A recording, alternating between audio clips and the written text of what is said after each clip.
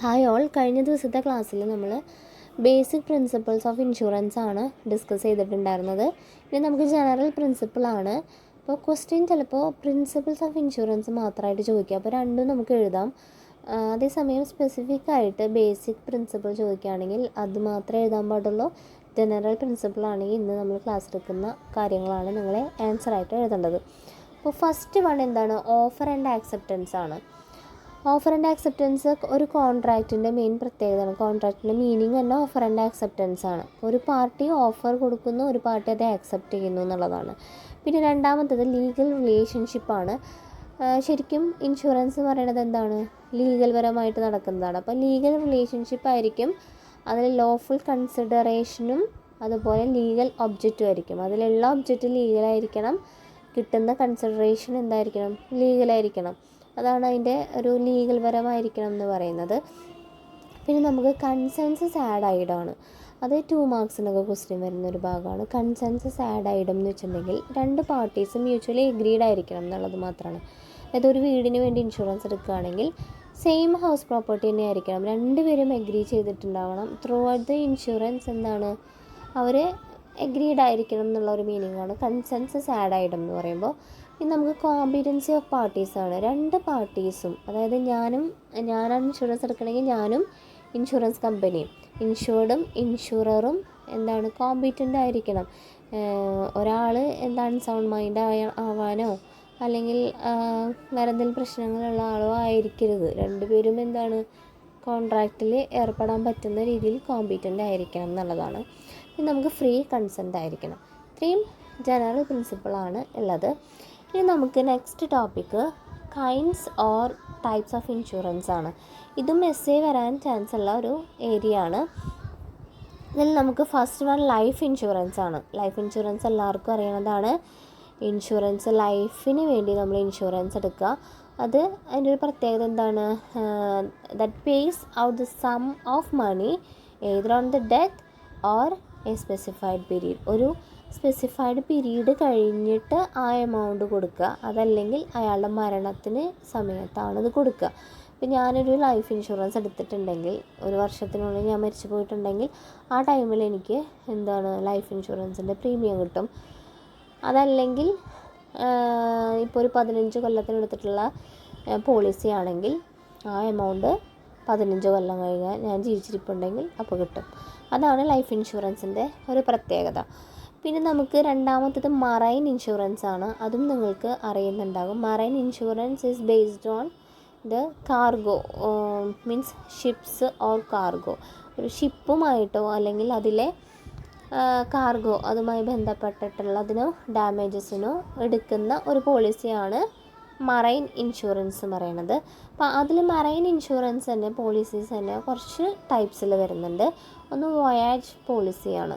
വോയാജ് എന്ന് പറയുമ്പോൾ ഒരു സ്ഥലത്തു നിന്ന് മറ്റൊരു സ്ഥലത്തേക്ക് എത്തിക്കുന്ന വരെയുള്ള ഒരു പോളിസിയാണ്. അതായത് ഇപ്പോൾ എക്സാമ്പിൾ പറയുകയാണെങ്കിൽ ദുബായിൽ നിന്ന് കൊച്ചി വരെ എത്തിക്കുന്ന ഒരു ഷിപ്പാണെങ്കിൽ അവിടെ നിന്ന് ആ ഒരു പ്ലേസിലേക്ക് എത്തണ വരെയുള്ള ഒരു പോളിസി ആയിരിക്കും വോയാജ് പോളിസി എന്ന് പറയുന്നത്.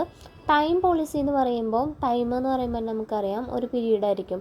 ഒരു ടൈമിന് ഒരു 1 ഇയറിന് വേണ്ടിയിട്ട് എടുത്തിട്ടുണ്ടെങ്കിൽ 1 ഇയറിന് ഒരു ടൈം പീരീഡിന് വേണ്ടിയിട്ട് നമുക്ക് പോളിസി എടുക്കാം. Then mixed പോളിസിയാണ്. മിക്സ്ഡ് എന്ന് പറയുമ്പോൾ വോയാജിൻ്റെയും ടൈമിൻ്റെയും കോമ്പിനേഷനാണ്. അതായത് ദുബായിൽ നിന്ന് കൊച്ചിയിലേക്ക് കണ്ടിന്യൂസ് ഒരു 1 ഇയർ പോകുന്ന ഒരു ഷിപ്പാണെങ്കിൽ നമുക്ക് എന്ത് ചെയ്യാം? വോയാജും എടുക്കാം, ടൈമും എടുക്കാം. ഇതാണ് മിക്സ്ഡ് പോളിസി. പിന്നെ നമുക്ക് വാല്യൂഡ് പോളിസിയാണ്. വാല്യൂഡ് എന്ന് പറയുമ്പോൾ ഒരു സബ്ജക്റ്റ് മാറ്ററിൻ്റെ വാല്യൂ അങ്ങനെ നമുക്ക് ഇൻഷുറൻസ് എടുക്കാം. അതായത് എത്ര വാല്യൂ, നമുക്കൊരു ഷിപ്പിൽ എത്ര വാല്യൂ ഉള്ള ഒരു പ്രൊഡക്ട്സ് ആയിരിക്കും ഉണ്ടാവുകയെന്നറിയാം. അപ്പോൾ ആ വാല്യൂവിന് മാത്രമായിട്ട് ഇൻഷുറൻസ് എടുക്കാം. ദെൻ ഓപ്പൺ പോളിസിയാണ്. അതായത് it's a type of policy where the policy value of the subject matter insured is not specified ആണ്. അതായത് ഓപ്പൺ എന്ന് പറയുമ്പോൾ നമുക്ക് ആ എത്രയാണ് വാല്യൂ എന്നുള്ളത് അവിടെ പറഞ്ഞിട്ടുണ്ടാവില്ല. ആഫ്റ്റർ എന്തെങ്കിലും ഡാമേജ് പറ്റുന്ന സമയത്തായിരിക്കും അതിൻ്റെ വാല്യൂ നമുക്ക് അറിയുന്നുണ്ടാവുക. ഇനി ഫ്ലോട്ടിംഗ് എന്ന് പറയുമ്പോൾ it's a type of policy in which the value of goods being insured cannot be calculated exactly. ഇതും നമുക്ക് ഇൻഷുർ ചെയ്യുന്ന അതിൻ്റെ വാല്യൂ, ഗുഡ്സിൻ്റെ വാല്യൂ നമുക്ക് കാണാൻ പറ്റില്ല. അതാണ് ഫ്ലോട്ടിംഗ് പോളിസി എന്ന് പറയുന്നത്. ഇതൊക്കെയാണ് മറൈൻ ഇൻഷുറൻസിൻ്റെ ഒരു ടൈപ്സ് ആയിട്ട് വരുന്നത്. ഇനി നമുക്ക് മൂന്നാമത്തെ ഒരു ഇൻഷുറൻസ് ആണ് ഫയർ ഇൻഷുറൻസ്. ഫയറും നിങ്ങൾക്ക് കേട്ടുപരിചയം ഉണ്ടാകും. അതായത് it's a type of insurance which taken to protect the people from cost incurred from fire during a specified time. ഒരു സ്പെസിഫൈഡ് ടൈമിൽ ഫയറുമായി ബന്ധപ്പെട്ട് എന്തെങ്കിലും ഡാമേജസ് ഉണ്ടാവുകയാണെങ്കിൽ അത് മീറ്റ് ചെയ്യാൻ വേണ്ടിയിട്ടാണ് ഫയർ ഇൻഷുറൻസ് എടുക്കുന്നത്. അപ്പോൾ അതിൻ്റെ ഫീച്ചേഴ്സും നിങ്ങൾക്ക് മനസ്സിലാക്കാവുന്നതേ ഉള്ളൂ. ഫയർ എന്ന് പറയുമ്പോൾ ഏത് സബ്ജക്റ്റ് മാറ്ററിനും നമുക്ക് ഫയർ ഇൻഷുറൻസ് എടുക്കാവുന്നതാണ്. ഇനി നമുക്ക് നാലാമത്തത് മെഡിക്കൽ ഓർ ഹെൽത്ത് ഇൻഷുറൻസ്. ഇതും നിങ്ങൾക്ക് ഫെമിലിയർ ആണ്. ഹെൽത്ത് ഇൻഷുറൻസ് എന്ന് പറയുമ്പോൾ that covers the medical expenses or any other type of illness due to an illness എന്ന് പറയാം. നമുക്ക് എന്തെങ്കിലും അസുഖങ്ങൾ വരുമ്പോൾ മെഡിക്കൽ എക്സ്പെൻസ് എടുക്കാൻ വേണ്ടിയിട്ടാണ് ഹെൽത്ത് ഇൻഷുറൻസ് അല്ലെങ്കിൽ മെഡിക്കൽ ഇൻഷുറൻസ് നമുക്ക് പറയാം. പിന്നെ ജനറൽ ഇൻഷുറൻസ്. ജനറൽ എന്ന് പറയുമ്പോൾ അതർ ദാൻ ലൈഫ് ഇൻഷുറൻസ് ആണ്. അതല്ലാത്ത എല്ലാ ഇൻഷുറൻസിനെയും നമുക്ക് ജനറൽ ഇൻഷുറൻസ് എന്ന് പറയാം. നമുക്ക് മെയിനായിട്ട് വരുന്ന ജനറൽ ഇൻഷുറൻസ് ആണ് ഇനി നമ്മൾ പറയാൻ പോകുന്നത്. അതോടെ കഴിഞ്ഞാൽ ഈ ഒരു ചാപ്റ്റർ നമുക്ക് എൻഡ് ചെയ്യും. ജനറൽ ഇൻഷുറൻസിൽ ഫസ്റ്റ് നമുക്ക് പേഴ്സണൽ ആക്സിഡൻറ്റ് ഇൻഷുറൻസ്, അതായത് എന്തെങ്കിലും പേഴ്സണൽ ആക്സിഡൻറ്റോ ഇൽനെസ്സോ വരികയാണെങ്കിൽ അതാണ് ഈ ഒരു പോളിസിയിൽ കവർ ചെയ്യണത്. ദെൻ ഓട്ടോ ഇൻഷുറൻസ് ആണ്. ഓട്ടോ ഇൻഷുറൻസ് പറയുമ്പോൾ repair or replacement in the event of accident. എന്തെങ്കിലും ഒരു ആക്സിഡൻറ്റ് ഉണ്ടാകുമ്പോൾ അത് റിപ്പയർ ചെയ്യാനോ റീപ്ലേസ് ചെയ്യാനോ ആണ് ഓട്ടോ ഇൻഷുറൻസ് എടുക്കുന്നത്.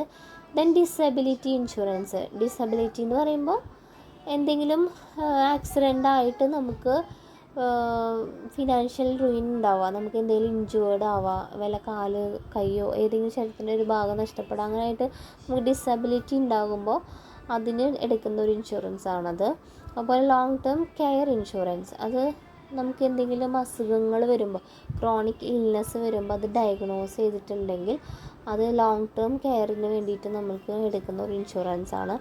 ദെൻ ഹോം ഓണേഴ്സ് ഇൻഷുറൻസ് ആണ്. ഹോം ഓണേഴ്സ് എന്ന് പറയുമ്പോൾ അത് എല്ലാ ടൈപ്പിലുള്ളതും, മീൻസ് ഹോം അല്ലെങ്കിൽ ഏതെങ്കിലും ഒരു property due to fire, natural disaster അല്ലെങ്കിൽ plumbing work, bad electric work, ഇങ്ങനെ എന്ത് വേണമെങ്കിലും ആവാം. ഹോം ഓണർ എന്ന് പറയുമ്പോൾ അത് എല്ലാ രീതികളിലുള്ള ലോസസും നമുക്ക് കവർ ചെയ്യാൻ വേണ്ടിയിട്ട് എടുക്കുന്ന ഇൻഷുറൻസ് ആണ്. പിന്നെ നമുക്ക് മിസലേനിയസ് ഓർ ലയബിലിറ്റി ഇൻഷുറൻസ് ആണ്. ഇതും അതർ ദാൻ ലൈഫ് ഇൻഷുറൻസ് ആണ്. അതിൽ ഫയർ, മറൈൻ എല്ലാതും നമ്മൾ നേരത്തെ ഡിസ്കസ് ചെയ്ത ഫയർ, മറൈൻ അങ്ങനെ എല്ലാ ടൈപ്പ് ഇൻഷുറൻസ് ഈ മിസലേനിയസിൽ വരുന്നുണ്ട്. പിന്നെ നമുക്ക് പ്രോപ്പർട്ടി ഇൻഷുറൻസ് ആണ്. അത് ഏതെങ്കിലും ഒരു പ്രോപ്പർട്ടി, അത് എന്ത് പ്രോപ്പർട്ടി ആവാം, അതിനെ പ്രൊട്ടക്റ്റ് ചെയ്യാനായിട്ടാണ് ഈ ഒരു ഇൻഷുറൻസ് എടുക്കുന്നത്. പിന്നെ ഹൾ ഇൻഷുറൻസ്. ഈ ഹൾ ഇൻഷുറൻസ് നമുക്ക് എപ്പോഴും ഒരു 2 മാർക്സും ചോദിക്കാറുണ്ട്. ഹൾ ഇൻഷുറൻസ് പറയുന്നത് ഷിപ്പിൻ്റെ ഡാമേജാണ്. ഷിപ്പിൻ്റെ ഡാമേജ് എക്സ്പെൻസിന് വേണ്ടിയിട്ടാണ്. ഇപ്പോൾ എന്തെങ്കിലും ഷിപ്പിൽ കൊണ്ടുപോയി അവിടെ എന്തെങ്കിലും അപകടങ്ങളുണ്ടായി അപ്പോൾ അതിൻ്റെ വാല്യൂ കൊടുക്കുന്ന, കോമ്പൻസേറ്റ് ചെയ്യുന്ന ഒരു ഇൻഷുറൻസാണ് ഹൾ ഇൻഷുറൻസ്. ദെൻ നമുക്ക് ബർഗ്ലറി ഇൻഷുറൻസ്. ബർഗ്ലറി എന്ന് പറയുമ്പോൾ ലോസ് ഓഫ് തെഫ്റ്റ് ആണ്.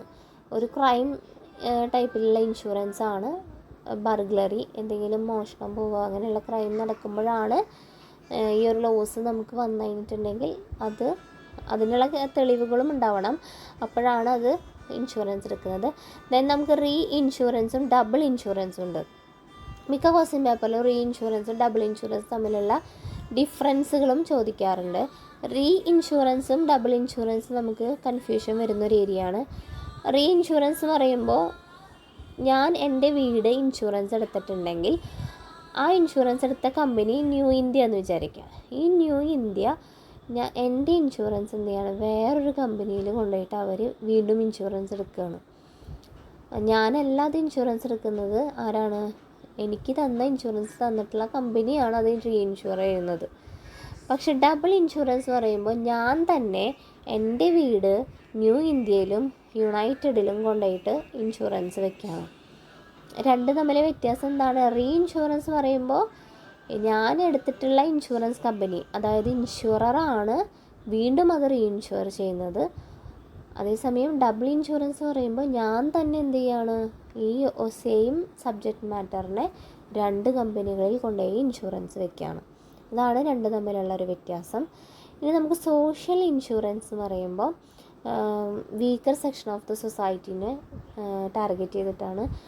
Who is enable to pay the premium of the ഇൻഷുറൻസിൻ്റെ പ്രീമിയം പേയ്മെൻറ്റ് ചെയ്യാൻ പറ്റാത്ത ഒരു വീക്കർ സെക്ഷൻ ഓഫ് ദ സൊസൈറ്റിക്ക് വേണ്ടിയിട്ട് ഉള്ള ഒരു ഇൻഷുറൻസ് ആണ് സോഷ്യൽ ഇൻഷുറൻസ്. ഇത്രയാണ് നമുക്ക് ജനറൽ ഇൻഷുറൻസിൽ വരുന്നത്.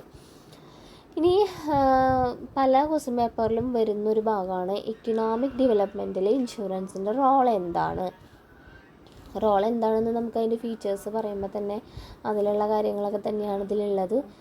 ട്രേഡ് ആൻഡ് കൊമേഴ്സിനെ പ്രൊമോട്ട് ചെയ്യുന്നുണ്ട്, അതുപോലെ ഫിനാൻഷ്യൽ റിസോഴ്സസ് ഉണ്ടാക്കുന്നുണ്ട്, റിസ്ക് സ്പ്രെഡ് ചെയ്യാൻ ഹെൽപ്പ് ചെയ്യുന്നുണ്ട്, ഫിനാൻഷ്യൽ സ്റ്റെബിലിറ്റി ഉണ്ടാക്കുന്നുണ്ട്, ഗവൺമെൻറ് സെക്യൂരിറ്റി പ്രോഗ്രാംസ് സബ്സ്റ്റിറ്റ്യൂട്ട് ചെയ്യുന്നു. അങ്ങനെയുള്ള ഒരുപാട് റോള് ഇൻഷുറൻസിനുണ്ട്. ഈ ഒരു ചാപ്റ്ററിൽ വളരെ ഇമ്പോർട്ടൻ്റ് ആയിട്ടുള്ള ടോപ്പിക്സുകളാണ് നമ്മൾ കവർ ചെയ്തിട്ടുള്ളൂ. അതിൽ പലതും ടൈപ്പ് ഓഫ് ഇൻഷുറൻസ് ഒക്കെ വളരെ ഇമ്പോർട്ടൻ്റ് ആണ്. അതൊക്കെ 2 മാർക്സിനും വരാം, ഷോർട്ട് എസ്സേയും വരാം, ലോങ് എസ്സേ ഒക്കെ വരുന്നൊരു ഭാഗങ്ങളാണ്.